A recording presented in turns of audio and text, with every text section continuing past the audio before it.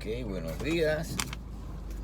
Vamos a ver que hoy, déjenme recordar algo del vídeo pasado para seguir con la misma lógica o más o menos para continuar esto, ¿no? La idea.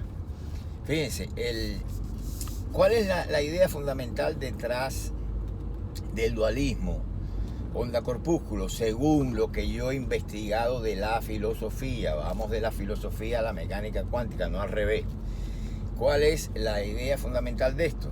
Bueno, que lo que determina el comportamiento dual de la partícula, o como se quiere entender el dualismo, o ese comportamiento corpuscular y ondulatorio de las partículas subatómicas, es el estado de reposo o de ausencia de reposo. Cuando digo partícula subatómica es porque para la filosofía es este fenómeno se cumple obviamente para el macromundo. ¿Por qué? Porque los tipos que descubrieron esto, señores, esto es una tradición que viene de Zenón de Lea, de Hegel, de Berzón, y esta gente no conocieron la mecánica cuántica en el mundo subatómico, ¿entienden? Entonces ese es el fundamento en el cual yo me baso para desentrañar todo este enredo de la mecánica cuántica. Y le hago ver a la gente cuál es la mejor forma de desentrañarlo. Hacerle ver que ahí no hay ninguna rareza por cuanto el mundo macroscópico se comporta de la misma manera. Adiós rareza, se acabó la rareza. De otra forma, no van a entender la mecánica cuántica ni van a resolver los problemas, porque ¿qué van a hacer? Buscar una varita mágica para ir a donde está, formar no sé, el experimento de la doble rendija y con la varita mágica, ¡brum!, ya se resolvió. Inventar una ecuación para resolver. No, ya todo está inventado, la ecuación existe, no hay que hacer más nada. ¿Entienden? Es un problema de interpretación de la mecánica cuántica. Y pues, si usted no tiene fundamento histórico y lógico, no puede entenderla, porque ella es resultado de algo, ya no cayó del cielo. Ahora, cuando va a buscar, se da cuenta, y eso fue lo que me pasó a mí desde que estaba estudiando en la universidad, usted se da cuenta de que esos fundamentos no están en la física, o sea, de que lo que hay en la física no la va a llevar usted a un entendimiento de la mecánica cuántica. Y por favor, aquí es importantísimo el sentido común, porque es lo que yo estoy restableciendo, el sentido común en la física, para que se acaben las oscuridades. Ahora les voy a poner un ejemplo. Pero bueno, vamos, decíamos que desde la filosofía es el estado de reposo o de ausencia de reposo lo que va a determinar si el móvil, entiéndase, es una partícula subatómica o como ya he dicho en otra ocasión, un elefante, lo que sea, ¿verdad? Se está comportando de una manera u otra, ¿verdad? Eso depende del estado de reposo. No hay misterio ninguno. Y de la ausencia de reposo. No es que la naturaleza tenga unos secretos que nadie sabe, que se comporta rara. No es usted que tiene que entenderlo. Porque usted es el que le da orden a las cosas, ¿no? La naturaleza no habla, no dice nada. Es usted a fuerza de experimento y con mucho pensamiento que va ordenando todo eso. Y sobre todo lo va construyendo, para que no se confundan, porque no es de descubrir el velo de algo que está oculto. Muchas de estas cosas son hay que entenderlas desde el punto de vista de una exposición del constructivismo epistemológico. Son construcciones del conocimiento que son reales, solo que su realidad es de tipo virtual, pero reales son. ¿Entienden? Entonces, esto involucra muchas cosas, el problema de la realidad de movimiento, de todo. Y hay que tener el background de todas esas cosas, ¿no? Sobre todo reinterpretadas, porque hasta ahora no nos ha servido mucho. Entonces, entiendan una cosa, por ejemplo, si uno dice que el estado de movimiento o el estado de ausencia, a ver, no el estado de movimiento, vamos a hablar claro, vamos a seguir la lógica que viene de la filosofía. Si uno dice que es el estado de reposo o de ausencia de reposo, que todavía no es movimiento, no es lo mismo ausencia de reposo que movimiento, por cuanto el movimiento abarca los dos momentos, el reposo y la ausencia de reposo. Pues entonces uno entiende cómo desde la tradición aquella que salió de Zenón, la filosofía representada por estos dos nombres que les mencioné ya, Hegel y Berzón, pues ellos llegaron a un principio fundamental, que es encontrarse, así con esas palabras, encontrarse significa estar en reposo. Suena filosófico, no suena físico. Encontrarse significa estar en reposo. Bueno, pero el problema es que encontrarse significa tener localización. Es lo mismo que en el lenguaje de la física, los físicos hablan de que el cuerpo esté localizado, ¿no? De que tenga una posición definida. Eso es encontrarse. Como decían los filósofos, encontrarse significa estar en reposo. Pero, a donde la física no llega, no da el paso, la filosofía dijo que, cuando en este caso estoy pensando en Hegel básicamente, que el movimiento, durante el movimiento del cuerpo, el móvil, debe encontrarse y no encontrarse en un punto dado. ¿Entiendes? Por lo tanto, vamos a decir en un punto dado, debe encontrarse y al mismo tiempo no encontrarse en un mismo lugar, creo que dice él, una cosa así. Entonces, encontrarse y no encontrarse es simultáneo.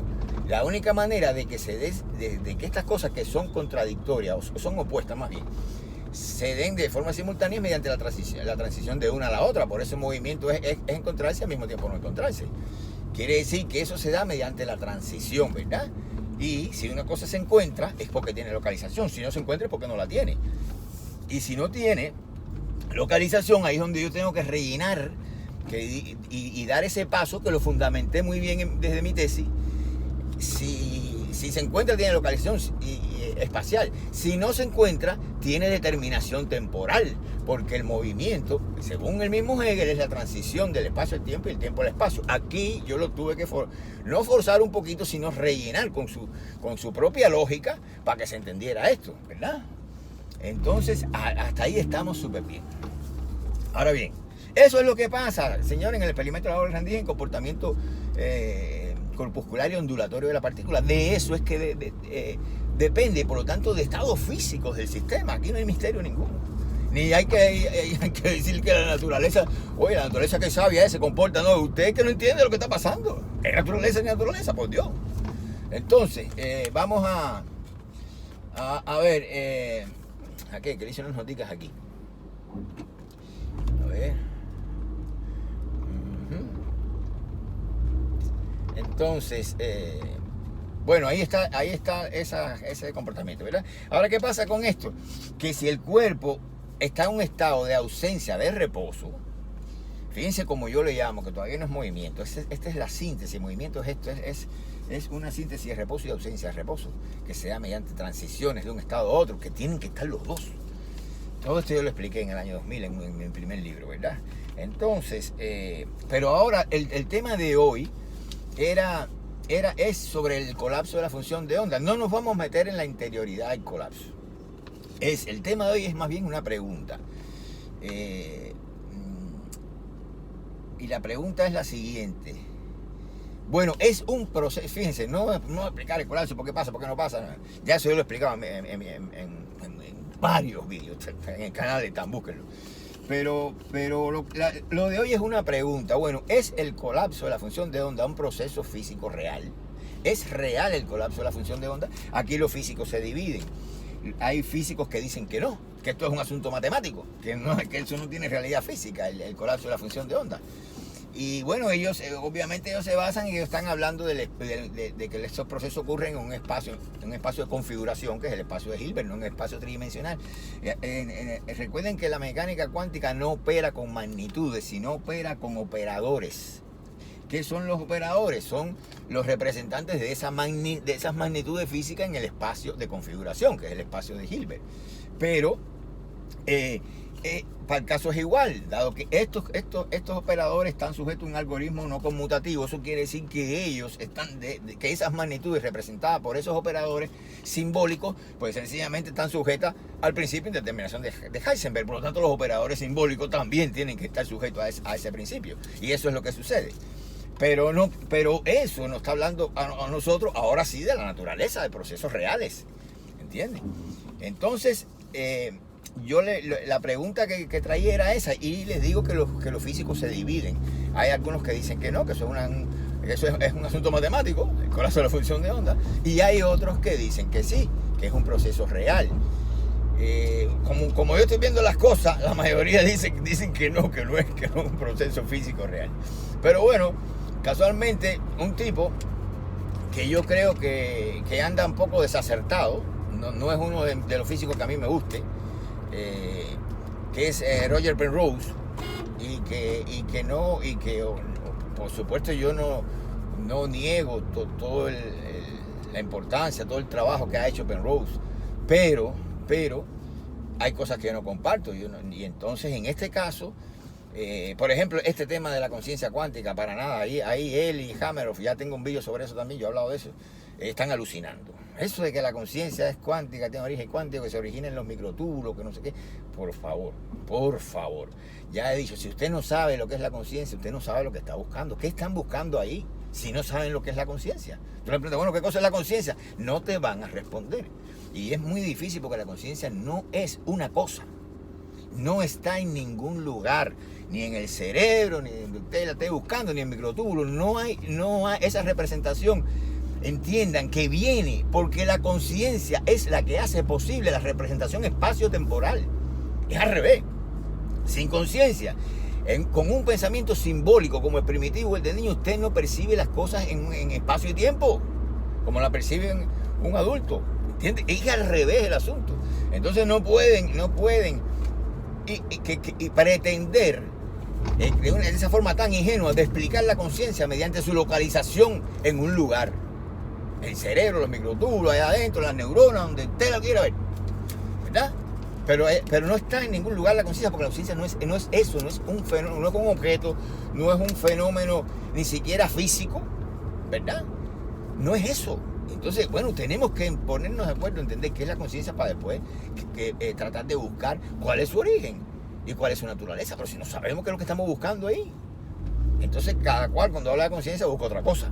Por lo tanto, seguimos en la misma. No sabemos qué cosa es la conciencia y mucho menos necesitamos saber dónde está, porque ya no está en ningún lugar. Entonces, y si estuviera en algún lugar, está fuera del cerebro, nunca es adentro, está fuera, está en las cosas. Pero bueno, eso es otra explicación. Entonces, bueno, esas cosas para mí son insatisfactorias de Penrose. Pero Penrose, sin embargo, se alinea, no sé, porque ahora, antes en el mundo del cual yo vengo, el mundo moderno, se decía, se alinea, ahora dice que alinea en el mundo postmoderno. Esto es una locura, Yo he vivido los dos y me doy cuenta cuando meten mentiras y cuando fuerzan las cosas y cuando meten forro, ¿no? Como decimos en cubano. Bueno, el asunto es que Penrose está del lado de los físicos que sí entienden que el proceso de colapso de la función de onda es un proceso físico. Ahora bien, cuando lo va a explicar, él mete la gravedad y entonces empieza a hablar de una reducción objetiva y ya empiezan a soñar ya. ¿Y por qué es difícil? En primer lugar, eso no lo hace, el resto de los físicos no ha aceptado la explicación esa de la reducción objetiva orquestada, esa de la que habla él. Busquen en googleenlo, la reducción objetiva orquestada. Y entonces, eso obviamente la gente lo rechaza, porque eso tiene ningún sentido. Y ni explica tampoco el colapso, ni explica nada, ¿verdad? Entonces, pero incluso lo que hace es complicar más la cosa porque mete la gravedad. ¿Qué tiene que ver la gravedad con el colapso de la función de onda? Por Dios, pero ¿dónde estamos? ¿Qué está pasando aquí? Bueno, pues Penrose cree que sí. Ahora yo lo que tengo es una pregunta, si se la podemos hacer a él. Señores, si usted quiere demostrar qué es la gravedad, cuáles son sus efectos, etcétera, etcétera, fenómeno que todavía no se entiende, porque la gravedad no se entiende, ¿eh? Recuerdo que hay un vídeo de un sitio que Arte y Ciencia, no recuerdo el nombre de ese canal de YouTube, pero que reúne a los físicos más importantes y filósofos, pensadores, básicamente físicos y filósofos son los que más piensan, ¿no? Los que más asiduamente visitan eso. Y entonces hay público y todos. Es interesante, ¿no? Es interesante porque son figuras de primera línea. Y entonces recuerdo que hay uno de esos vídeos que están sentados tres grandes físicos. Si mal no recuerdo, era una físico hindú. Estaba alemana que es bien conocida, ahora no recuerdo, Sabina, y estaba, y otro más, no recuerdo, tres personalidades públicas y físicos importantes, con obra, etcétera, gente de primera línea en física. Bueno, el asunto es que el hombre que estaba con el conductor del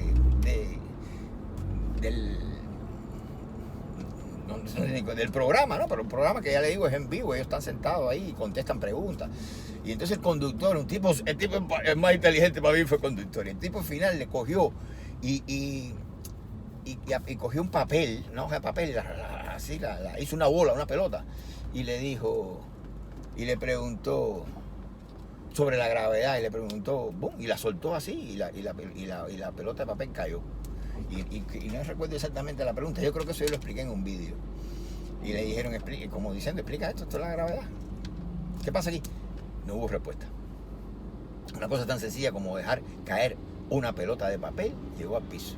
No hubo respuesta. Ninguno de los tres la pudo responder. Entonces, déjeme decirle algo. Si la gravedad está asociada al movimiento de caída de los cuerpos, que los cuerpos se mantienen orbitando, lo que sea, pero están en movimiento, y la quieren asociar al mismo tiempo a la masa, yo creo que no van a llegar a ningún resultado. ¿Por qué? Porque, bueno, según mis teorías, cuando hay movimiento no hay masa, solo hay masa en reposo. Entonces aquí está ya el gran problema que tiene la gravedad, que tiene que resolver primero. ¿Qué les parece? Piensen en eso. Si un cuerpo está en estado de ausencia de reposo, no está en ningún lugar determinado. Si no está en ningún lugar determinado, se comporta de forma ondulatoria.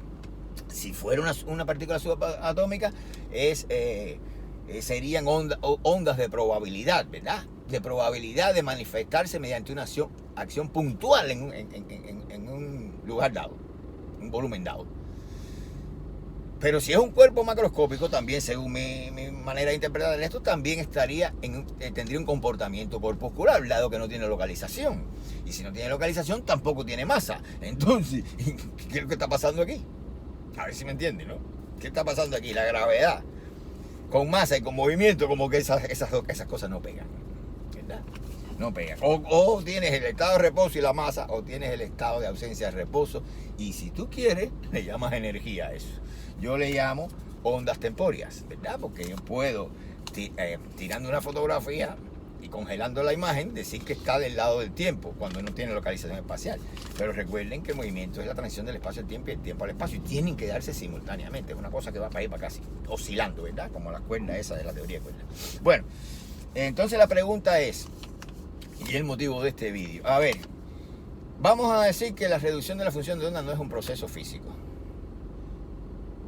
Yo no estoy de acuerdo con eso. E incluso que es un proceso que es inherente a los fenómenos cuánticos, a las partículas subatómicas.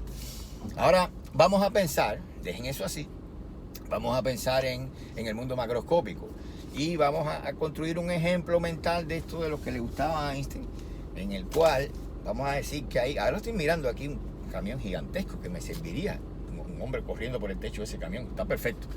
Pero bueno, como no tiene la imagen del camión, imagínese usted una guagua, un bus, un ómnibus, como ustedes le digan en su país.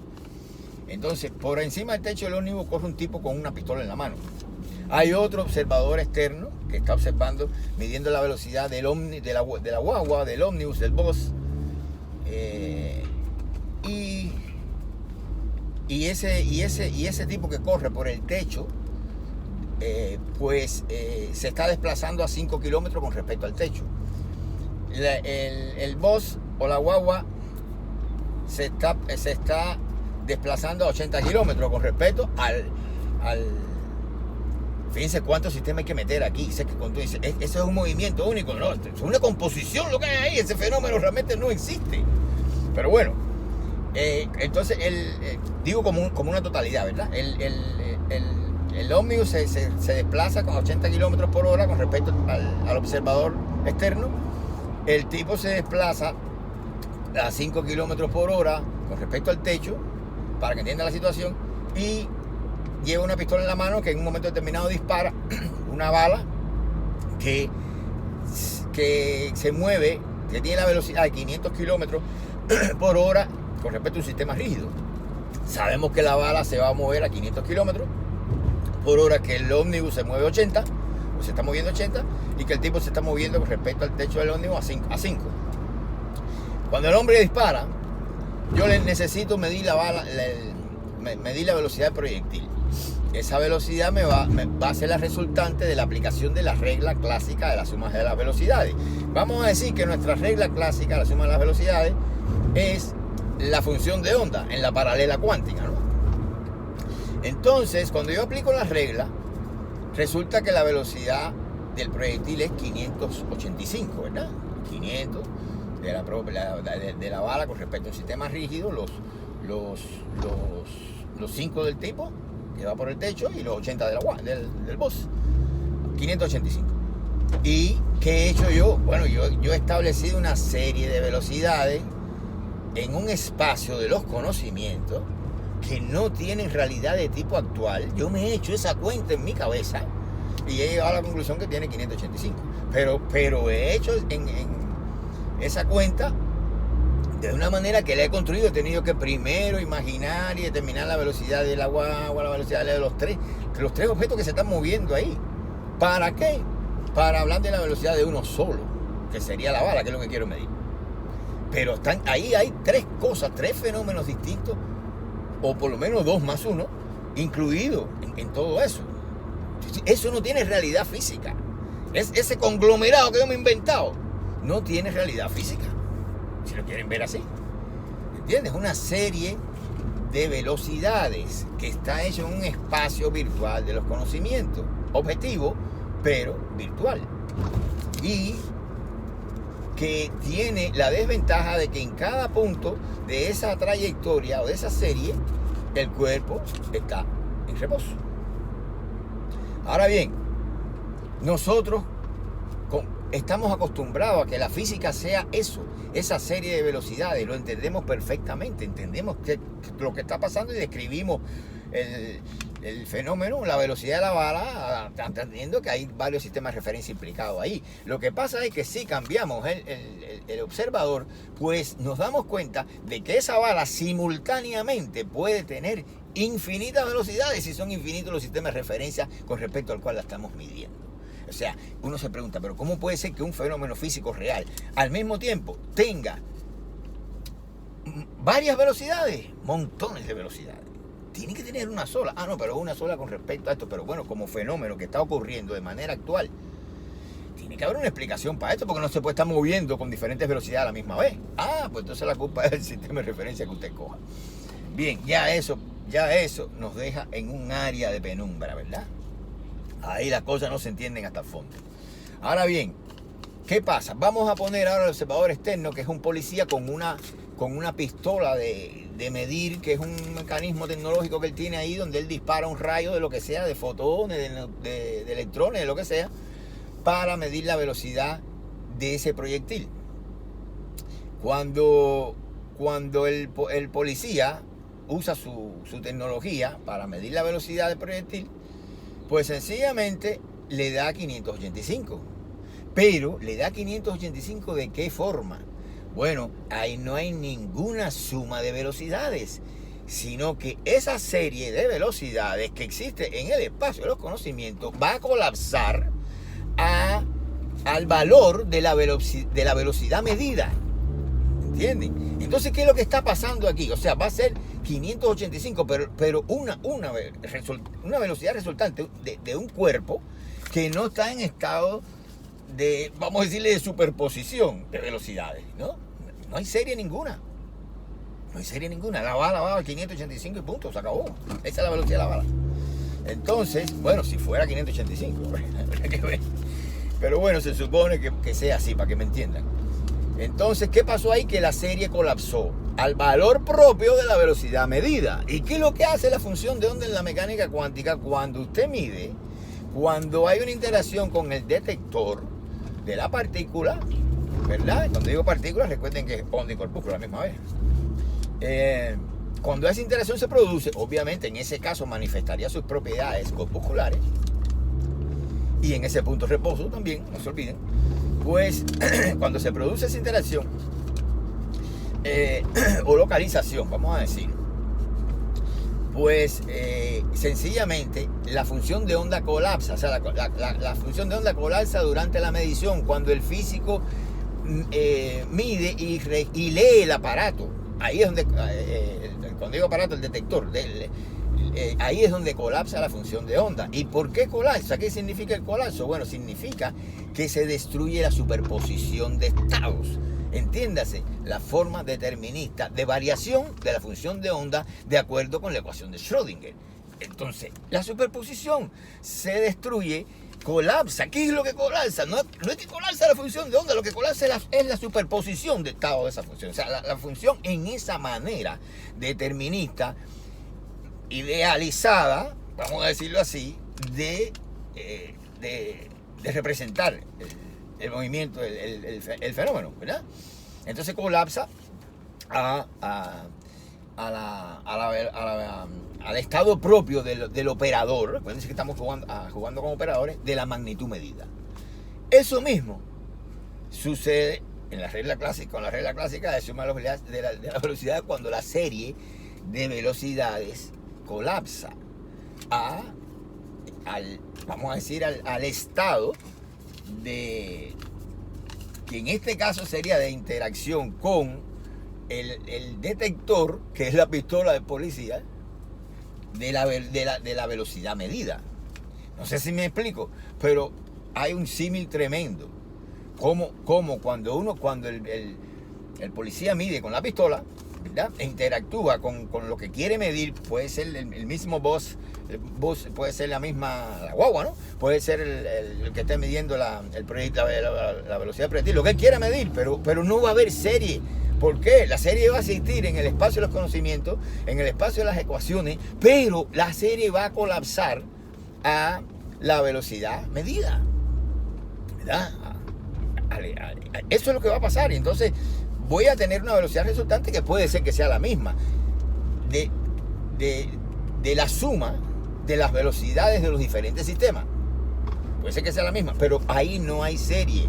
Ahí diríamos en mecánica cuántica no hay superposición. La superposición se destruye. Por eso es que colapsa. No hay más superposición, desaparece la superposición, ¿verdad? Y la partícula se define como un sólido, ¿verdad? Y todo ese estado diríase ondulatorio, que no es ondulatorio, porque la partícula siempre va a ser onda a la misma vez, ella misma, por su naturaleza, como ya expliqué anteriormente. Lo que colapsa, lo que se destruye, es la superposición de estados, que eso ya en el terreno de los cálculos, no en el terreno de la realidad actual. Así mismo pasa con la regla clásica de la suma de las velocidades. Ella también colapsa al estado de la velocidad medida, ¿verdad? Que puede coincidir, pero no porque haya una suma de velocidades. Sencillamente porque esa es la velocidad que lleva el proyectil cuando uno lo mide, interactúa con el punto y la serie colapsó. Bueno, aquí se los dejo porque la verdad es que he hablado más en la cuenta, pero ahí tienen otro momento más en que los límites entre lo clásico y lo cuántico se desdibujan, que es el propósito de mi teoría del movimiento, que sea una sola, ¿verdad? Bueno, ahí se los dejo, nos vemos en un próximo vídeo.